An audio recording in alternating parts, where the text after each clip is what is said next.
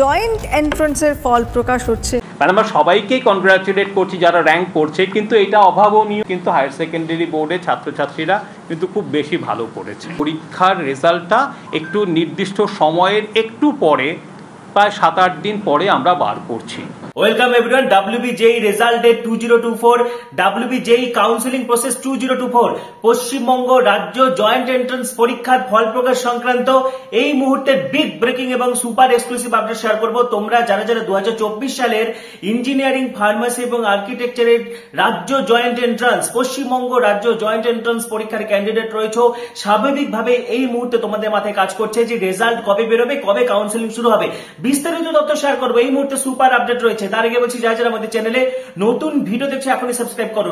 WBJEE সংক্রান্ত পরবর্তী আপডেটগুলির জন্য, কাউন্সিলিং কিভাবে হবে, সমস্ত আপডেট তোমরা এখানেই পাবে। সেই জন্য এখনই সাবস্ক্রাইব করো, পাশে থাকা বেল আইকনটা অবশ্যই প্রেস করো এবং ভিডিওটি প্রচুর প্রচুর প্রচুর শেয়ার করে দাও। তো প্রথমেই দেখো, মে মাসেই তোমাদের রেজাল্ট বেরোচ্ছে, যেমনটা আমি তোমাদেরকে আগের ভিডিওতে জানিয়েছি। আর 1-2 দিনের মাথায় তোমাদের রেজাল্ট বেরোবে, ঠিক আছে। ফাইনাল আনসার কি প্রকাশের কাজ একদম শেষ হয়ে গেছে। যখন তখন কিন্তু ফাইনাল আনসার কি প্রকাশ পেতে পারে। আজকেও ফাইনাল আনসার কি বেরিয়ে যেতে পারে, বা আগামীকাল কিন্তু ফাইনাল আনসার কি বেরিয়ে যেতে পারে। এবং ফাইনাল আনসার কি যেদিন বেরোবে তার পরের দিনই কিন্তু তোমাদের রেজাল্ট বেরোবে, ঠিক আছে। এবং দুপুর বেলা কিন্তু 2টো থেকে 2:30টার মধ্যে কিন্তু প্রেস কনফারেন্স হবে।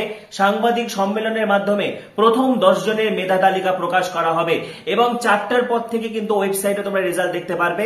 বিভিন্ন তোমাদের যে লগ ইন করে, ঠিক আছে, লগ ইন করার পর, সাইন ইন করার পর তোমরা কিন্তু নিজেদের র্যাঙ্ক কার্ড ডাউনলোড করতে পারবে। এবং অনেকে ডেট জানতে চাইছো, 31শে মে, ঠিক আছে। এখনো পর্যন্ত এক্সপেক্টেড যে ডেট, যা সূত্র মারফত আপডেট উঠে আসছে, যে 30 তারিখে তোমাদের কিন্তু ফাইনাল আনসার কি প্রকাশ হতে পারে এবং 31শে মে কিন্তু তোমাদের রেজাল্ট বেরোতে পারে, ঠিক আছে।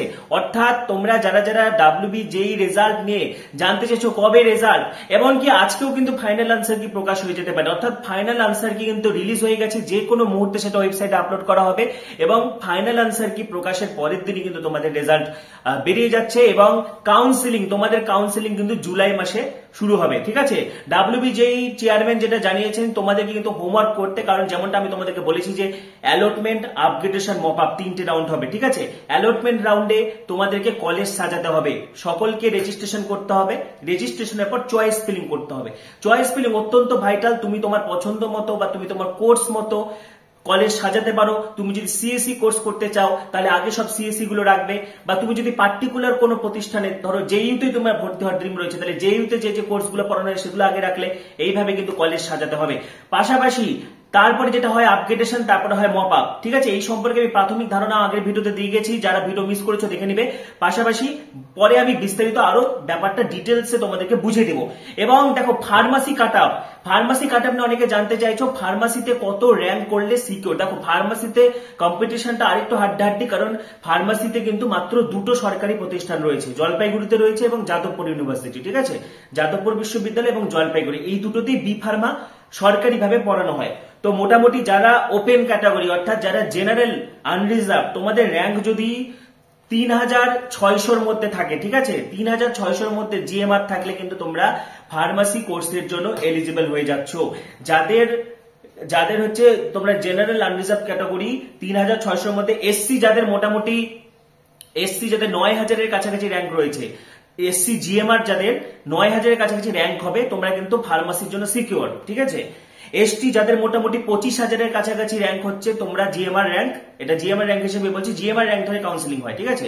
কাস্টের সিটগুলো শুধুমাত্র কাস্টদেরকে দিয়ে ভরানো হবে, সেই জন্য কাস্ট র্যাঙ্কটা ভাইটাল, কিন্তু জিএমআর র্যাঙ্কটা দেখা হয়। তো এসটি যারা মোটামুটি 25,000-এর কাছাকাছি জিএমআর রয়েছে, তোমরা কিন্তু ফার্মাসির জন্য একটা সিকিউর পজিশনে রয়েছে লাস্ট রাউন্ড পর্যন্ত। প্রথমে অ্যালটমেন্ট হবে, তারপরে আপগ্রেডেশন হবে, তারপরে মপ আপ হবে।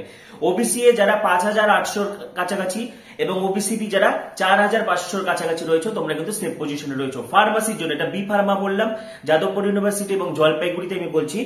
তো ওপেন যারা মোটামুটি 3600 জিএমআর, এসসি যারা 8000 জিএমআর, ঠিক আছে, বা 9000-এর কাছাকাছি জিএমআর, এসটি যাদের 25,000-এর কাছাকাছি জিএমআর, ওবিসি যাদের 5,800 জিএমআর, ওবিসিবি যাদের জিএমআর 4,500-র মতো, তোমরা কিন্তু সেফ পজিশনে রয়েছে। এবং যাদবপুরের ক্ষেত্রে যারা সিএসসি কোর্স পেতে চাইছো, তোমাদের কিন্তু খুব ভালো র্যাঙ্ক করতে হবে। জেনারেল ক্যাটাগরি কিন্তু তোমাদের 100-র মধ্যে র্যাঙ্ক করতে হবে, এসসি হলে 850-এর মধ্যে র্যাঙ্ক করতে হবে, এসটি হলে 4,500 জিএমআর এর মধ্যে র্যাঙ্ক থাকতে হবে, ওবিসি এ হলে 500-র মধ্যে জিএমআর থাকতে হবে, ওবিসি বি হতে গেলে 250-র মধ্যে জিএমআর থাকতে হবে যাদবপুর ইউনিভার্সিটিতে সিএসসি পাওয়ার জন্য। ঠিক আছে, পাশাপাশি যাদবপুর ইউনিভার্সিটিতে একাধিক কোর্স রয়েছে, computer science, electronics and telecommunication রয়েছে, আইটি রয়েছে, ইলেকট্রিক্যাল রয়েছে, ইনস্ট্রুমেন্টাল অ্যান্ড ইলেকট্রনিক্স রয়েছে, কেমিক্যাল ইঞ্জিনিয়ারিং রয়েছে, মেকানিক্যাল রয়েছে, সিভিল রয়েছে। তো সর্বোচ্চ যদি তোমার জিএমআর 2000-এর কাছাকাছি হয় তাও তুমি যাদবপুরে যে কোনো একটা কোর্স পেয়ে যাবে। জেনারেল এসসি 8000-এর কাছাকাছি র্যাঙ্ক হলে পেয়ে যাবে যাদবপুর, এসটি 28000-এর কাছাকাছি জিএমআর হলে যাদবপুর পেয়ে যাবে, এবং ওবিসি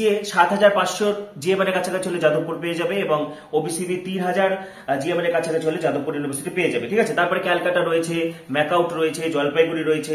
ঠিক আছে, অর্থাৎ টেনশন করবে না, অনেক বেশি র্যাঙ্কও কিন্তু যেমন ধরো জলপাইগুড়িতে বা হচ্ছে আমি যদি বলি কোচবিহারের কথা, ঠিক আছে, কোচবিহার, জলপাইগুড়ি এগুলোতেও কিন্তু কাট আপ তুলনামূলকভাবে কম থাকে, এবং এবছর কাট আপ কমবে, তোমরা একদম টেনশন নিবে না, কাট আপটা কমবে। মোটামুটি যারা 8000 জিএমআর হচ্ছে জেনারেল, তোমরাও কিন্তু সিএসসি পেয়ে যেতে পারো জলপাইগুড়ি, কোচবিহারে। ঠিক আছে, এসসি যাদের 18000-এর কাছাকাছি, এসটি যাদের 65,000-এর কাছাকাছি, তোমরাও কিন্তু সিভিলে পেয়ে যেতে পারো, সিভিলে পেয়ে যেতে পারো। ঠিক আছে, এসসি যাদের 17,000-এর কাছাকাছি, এসটি যাদের 65,000-এর কাছাকাছি, ওবিসি যাদের 22,000-এর কাছাকাছি জিএমআর, এবং ওবিসিবি যাদের 9,000-এর কাছাকাছি জিএমআর, তোমরা কিন্তু সিভিল পেয়ে যেতে পারো জলপাইগুড়ি বা কোচবিহারে। ঠিক আছে, এবং যেমনটা বললাম যে তোমার যদি 30 বা 25 স্কোর হয় সেক্ষেত্রে তোমার র্যাঙ্ক কিন্তু 30,000-এর মতো হতে পারে। 30 স্কোরে এবছর কিন্তু 30,000 বা 31,000 র্যাঙ্ক হতে পারে, সেক্ষেত্রে কিন্তু তুমি টেক্সটাইল পেয়ে যাচ্ছ। ঠিক আছে, সুতরাং তুমি কম নম্বর পেলেও কিন্তু যে সরকারি কলেজ পাবে না এই ধারণাটা কিন্তু ভুল, কম নম্বরেও কিন্তু সরকারি কলেজ পাওয়া যাবে। তার জন্য তোমাদেরকে ম্যাক্সিমাম নাম্বার অফ চয়েসেস রাখতে হবে, যত বেশি তুমি কলেজে চয়েস রাখবে তত তোমার কলেজ পাওয়ার পসিবিলিটি কিন্তু বাড়বে। ঠিক আছে, এই ব্যাপারে আরো ডিটেলস আমি বলে দেবো, এবং এই মুহূর্তে যে বড় আপডেট, মে মাসের রেজাল্ট, আজকালের মধ্যে রেজাল্ট, আজকে যে যদি ফাইনাল আনসার কি বেরিয়ে যায় তাহলে আগামীকাল কিন্তু তোমাদের রেজাল্ট বেরিয়ে যাচ্ছে, এবং সূত্র মারফত যে আপডেট 31 মে কিন্তু তোমাদের ফল প্রকাশ হতে চলেছে। তো এই ব্যাপারে তোমাদের আরো কিছু জানার থাকলে কমেন্ট অবশ্যই জানাবে, পাশাপাশি ভিডিওটি প্রচুর শেয়ার করে দাও, যারা রেজাল্ট নিয়ে চিন্তা রয়েছে বা কাউন্সিলিং নিয়ে চিন্তা রয়েছে তারাও যদি উপকৃত হয় ভিডিওটি শেয়ার করো, পরবর্তী ভিডিওগুলির জন্য এখনই সাবস্ক্রাইব করো, পাশে থাকা বেল আইকনটা অবশ্যই প্রেস করো, এবং ভিডিওটি প্রচুর শেয়ার করে দাও। সবাইকে অসংখ্য ধন্যবাদ।